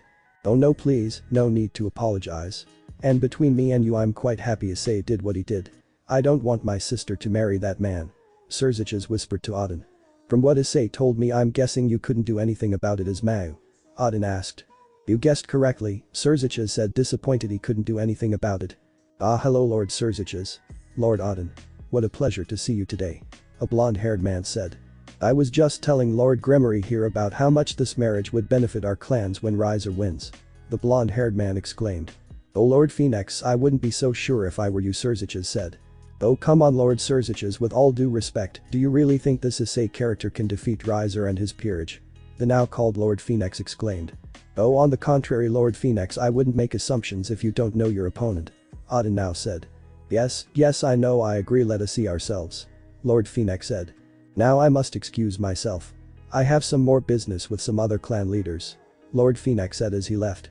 I must apologize for his arrogance, Auden Successor said.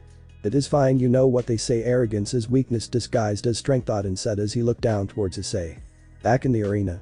As soon as the speaker yelled fight, Issei rushed forward. Once Issei got to the pawns, he was not in the mood to play games, so he quickly sent punches to all of them, knocking them out one by one. Issei then summoned his daggers and started fighting the knights at the same time. Riser quickly noticed his peerage minus and were no match for Issei, so he signaled his queen to do the plan they had organized as a failsafe. As Issei was occupied with the knights, a rook snuck up from behind, grabbing him as he was about to break free. Riser's queen came from the front and forced him to the ground with her on top. Issei got a little too cocky as he never expected what came next. As he sent an elbow below him, knocking the rook under him out, he was about to push off Riser's queen until a blade stabbed through Riser's queen, impaling him with a black sword straight through his chest. Quickly after Issei realized what just happened, the sword started to ooze a purple aura. Is this really the end? Issei thought to himself. Issei. Get up. You can't die here. They're waiting for you. Do you really want Riser to have Rias in her peerage? Do you really want to just leave Roswis, Raynor, and even Tiamat alone? They won't take well to it. Skoll yelled in Issei's mind, but even he thought there was nothing to be done. Then Issei blacked out. In the VIP room. Everyone but Auden and Successor were sitting there, not surprised by the outcome, as they all thought it would be a one-sided fight. The only reason they were surprised was considering Issei took out a few of Riser's peerage. No, this wasn't supposed to happen, Auden exclaimed. No way, Successor said. Viewing room. No Issei. Roswis yelled as she started sobbing. No way, he isn't, he can't be dead, I just found him again, there's no way. Grafia was getting hysterical, not believing what she just saw. No, he was my savior, why? Why must this happen? Akeno and Raynor were thinking the same thing. This is my fault, I should have stopped him. That should be me. Now everyone is going to lose Issei and it's all my fault, Rias thought to herself. Where did Riser find that? Sona yelled as she looked closely at the sword. Back in VIP room. Issei, my boy, it can't be, Auden exclaimed looking at the not moving Issei. I'm sorry to disappoint you too, but even if Issei survives the stab wound his mind won't, Lord Phoenix said. What do you mean? Auden exclaimed about not being able to control himself. That sword is called the Nightmare Blade, Lord Phoenix explained as he stayed calm in front of Auden. Back in viewing room. The Nightmare Blade, it was used as a torture device long ago. Anyone who is cut by it will live his worst nightmare in a matter of seconds, and they will feel the pain both physically and emotionally. In these nightmares, very few survive the nightmare as their mind is broken very quickly, and even the few who have survived, they had mental problems, and many committed suicide after. So Riser here just put Issei through a living nightmare right before his death, Sona explained as tears fell down her own cheek. Issei, oh my Issei, Roswis said while crying uncontrollably. Issei, you can't die. Grafia yelled, still hysterical. Issei, this is all my fault. Please. Don't die on us. Rias yelled through the glass. Right after Rias yelled, everyone with the bond felt Issei through the bond in extreme agony and pain. Which is Roswis, Grafia, and Raynor. Not Rias yet. Back in VIP room. Oh my boy, I'm so sorry this happened to you, Auden said.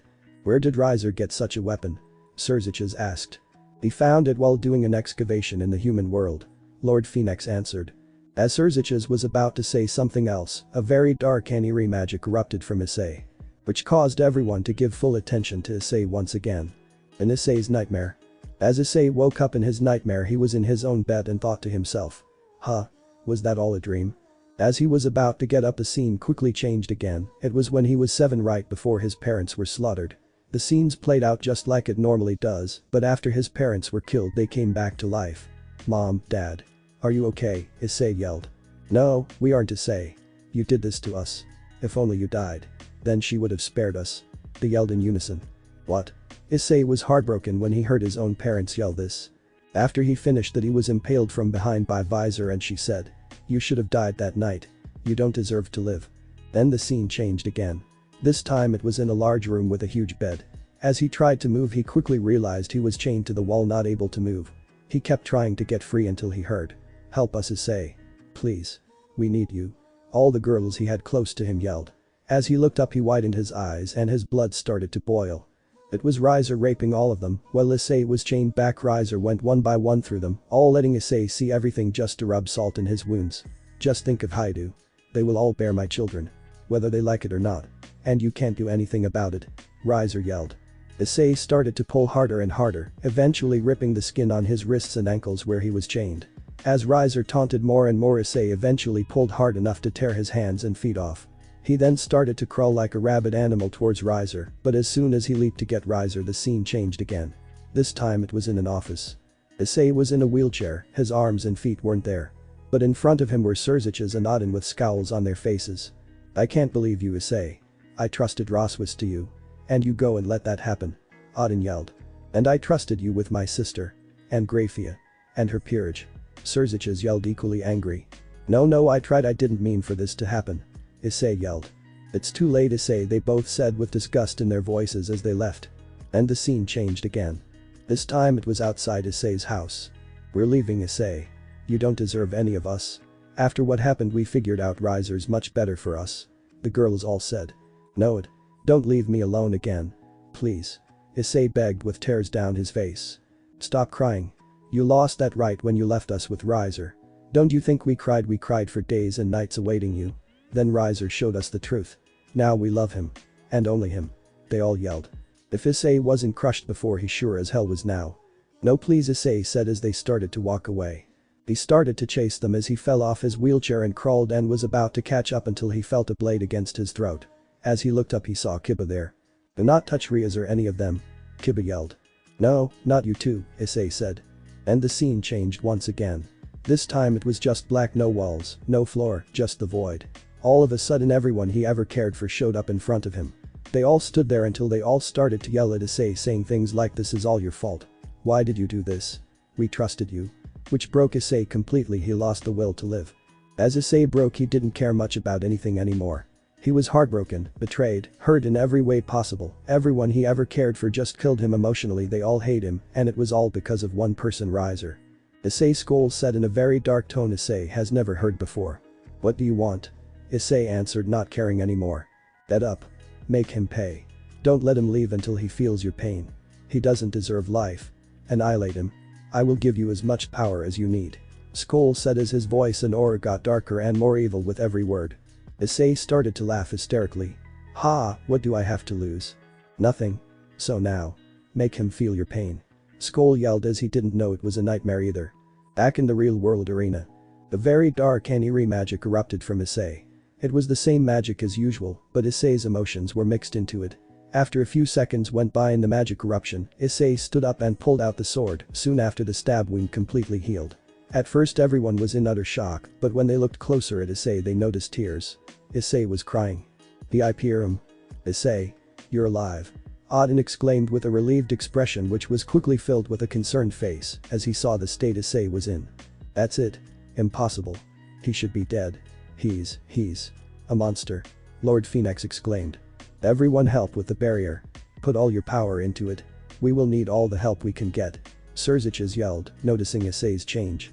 Viewing room. "Issei." All the girls yelled. "Something's wrong. His pain is getting worse," the girls with Mark said. "It seems he doesn't know it was a nightmare," Sona explained. "Issei," they all thought. Back in arena. Issei with the nightmare blade in hand started to walk towards Riser, who was scared shitless. "Get him," he yelled, which everyone in his peerage abided. As they were about to get him he said kneel, and they kneeled, but they quickly fainted as Issei's power kept rising. Riser himself couldn't stand the power, so his body began to shut down. He began throwing up uncontrollably and not being able to stand up, but soon after the barrier itself broke. After about a minute of this, Riser said "I sir," but was quickly cut off as Issei grabbed him by the mouth, not letting him surrender. "You will feel my pain," Issei said calmly yet darkly. And in an instant Issei crushed Riser's jaw, then smashed him into the ground at full force. Everyone was in shock as Issei broke the barrier. A bunch of high-level devils were trying to keep up. And now it was a game of torture for Issei. He pinned Riser to the floor and kept punching him in the chest until there was a hole clean through his chest. Issei then summoned the power of destruction and destroyed Riser's limbs one by one. He then summoned the flames of purgatory and kept him from regenerating his limbs. As everyone saw this, they started to fear this Issei person. He overpowered the flames of the phoenix. That was unheard of. After another 5 minutes of this, Issei grabbed the nightmare blade and stabbed it straight through Riser's heart. "That isn't even a quarter of what I went through," Issei said coldly. As Issei walked away from Riser, he felt Riser wake up from the nightmare, so he summoned an orb of the flames of purgatory and threw it over his shoulder, killing Riser a long and painful death. It was silent since nobody knew what to do. They felt godlike power, the power of destruction, and flames that can overpower the Phoenix clan's own flames. And all from one teenager. It was unheard of. Pirum. Riser, it seems you toyed with the wrong person. Rest in peace, my son, Lord Phoenix said. Everyone was still speechless. Even Odin was. He's seen Issei lose control, but never to this extent, or as in Issei didn't lose control at all, yet did all of that. Back in arena. All the girls were currently running towards Issei with tears in their eyes. Issei saw them and started to cry again. But this time tears of blood fell from his eyes. He looked back at them one final time and then ran away. Thanks for watching this video. If you really enjoy this video, like, subscribe, and comment down below, and turn on that bell notification. Don't forget to support and follow the BLUEDOG1029 for writing that awesome fanfic, and also make sure to comment on this story, link in the description. See you in the next video. Goodbye.